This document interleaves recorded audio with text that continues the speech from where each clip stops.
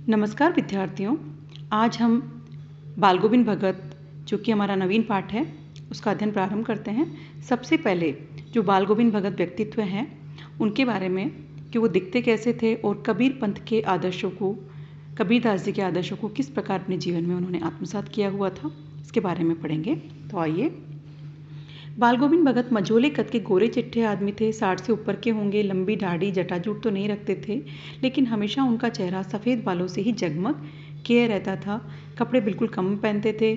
कमर में एक लंगोटी मात्र पहनते थे और कबीर पंथियों की सी कनपटी टोपी वो पहने रहते थे। जब जाड़ा अर्थात सर्दी का मौसम होता था तो ऊपर से काली कमली ओढ़ लिया करते थे।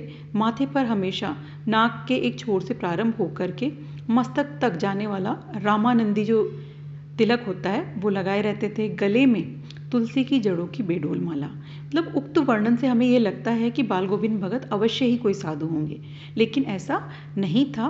वो एक गृहस्थ थे।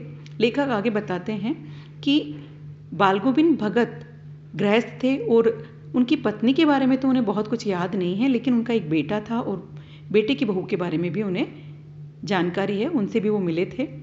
बता रहे कि उनकी खेती बाड़ी भी थी और एक साफ सुथरा सा उनका घर भी था। किंतु खेती बाड़ी करते, परिवार रखते भी बाल गोविंद भगत साधु थे। साधु की सब परिभाषाओं में खरे उतरने वाले। कबीर को साहब मानते थे। उन्हीं के गीतों को गाते, उनके आदर्शों पर चलते थे। कभी झूठ नहीं बोलते, खरा व्यवहार रखते थे। किसी से भी दो टूक बात करने में संकोच नहीं करते थे। किसी से झगड़ा मोल नहीं लेते थे। किसी भी चीज़ को, किसी अन्य की चीज़ को वो बिना पूछे व्यवहार में नहीं लाते थे। कभी कभी तो इन नियमों का बहुत बारीकी तक वो जो है पालन करते, तो लोगों को कुतूहल होता कि आखिर ये किस प्रकार के व्यक्ति हैं। और इतना ही नहीं, अपने खेत पर उनके जो भी उपज होती उसको अपने सिर पर गठरी में बांध करके वो कबीर पंथी जो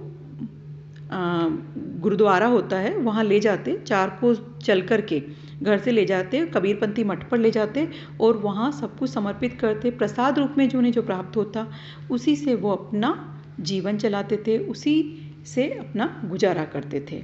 इन सबसे ऊपर जो लेखक द्वारा बाल गोविंद भगत पर मुग्ध होने का, उन पर आसक्त होने का जो कारण है वो है उनका मधुर गान। कबीर के सीधे साधे पद जो उनके कंठ से निकल करके सजीव हो उठते थे। आषाढ़ की रिमझिम, समूचा गांव खेतों में उतर पड़ा। कहीं हल चल रहे हैं, कहीं रोपनी हो रही है। धान के पानी भरे खेतों में बच्चे उछल रहे हैं। औरतें कलेवा लेकर के बैठी हैं। मतलब कहने को सारा ग्रामीण परिवेश जो है वो खेतीबाड़ी के कार्य में लगा हुआ हो। उस समय बाल गोविंद भगत स्वयं भी समूचा शरीर उनका कीचड़ में लिथड़ा हुआ अपने खेत में रोपनी कर रहे हैं।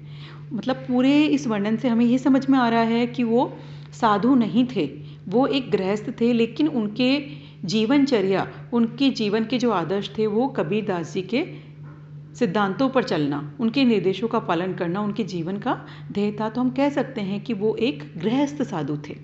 वो, उनका घर परिवार भी है, वो खेती बाड़ी भी कर रहे हैं और कबीरदास जी के पदों को वो इतनी मधुरता से गाते थे कि लेखक जो है उन पर मुग्ध होकर रह गया था। आगे देखिए। उनका कंठ एक एक शब्द को संगीत के जीने पर चढ़ाकर कुछ ऊपर स्वर की ओर भेज रहा था। कहने का अर्थ यह है कि उनका जो कंठ है वो बहुत ही सुमधुर था और वो बड़ी तल्लीनता के साथ कबीरदास जी के पदों को गाया करते थे। भादों की अंधेरी अधरतियाँ, अभी थोड़ी ही देर में मूसलाधार वर्षा खत्म हुई, बिजली गरज रही है और चारों तरफ जो मेंढक हैं वो टर कर रहे हैं। मतलब कहने का, बारिश के दिनों में भी जब सारा गांव सो रहा होता उस समय वो कबीर के जो दार्शनिक पद हैं, जो रहस्यवादी पद हैं, उनका बड़ा ही सुमधुर गान करते थे। गोदी में पियवा चमक उठे सखियाँ चिहुक उठे ना। हाँ, पिया तो गोद में ही है, किंतु वो समझती है वह अकेली है, चमक उठती है, चिहुक उठती है। यह उनके दार्शनिक पद हैं जिसमें आत्मा और परमात्मा के मेल पर, आत्मा और परमात्मा के मिलन का चित्रण किया गया है।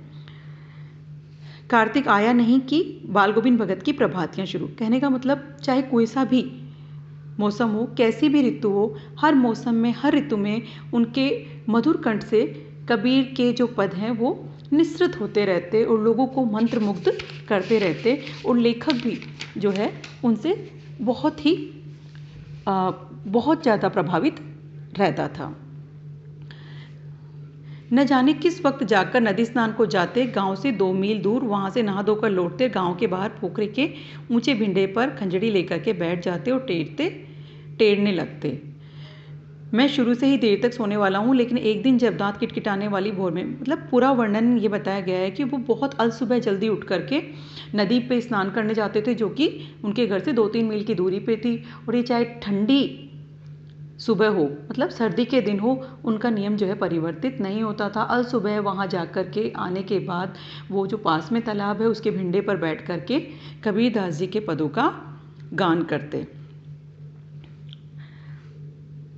आगे देखिए, उनकी उंगलियां खंजड़ी पर लगातार चल रही, गान जो था उसके साथ ही वो खंजड़ी बजाते हुए कबीरदास जी के पदों को बड़ी ही तल्लीनता के साथ गाते थे।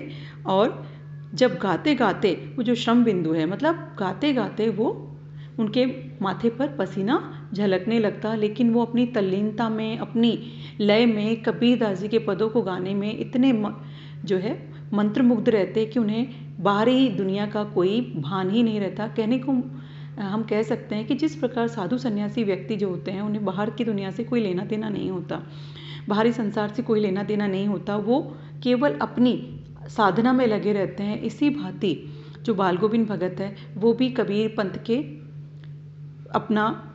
को अपना ध्येय मानते हुए कबीरदास जी की शिक्षाओं को, उनके पदों को जो है इसी प्रकार से तल्लीनता के साथ, एकाग्रता के साथ एकाग्रचित्त होकर के उसी में अपना ध्यान लगाए रखते। धन्यवाद।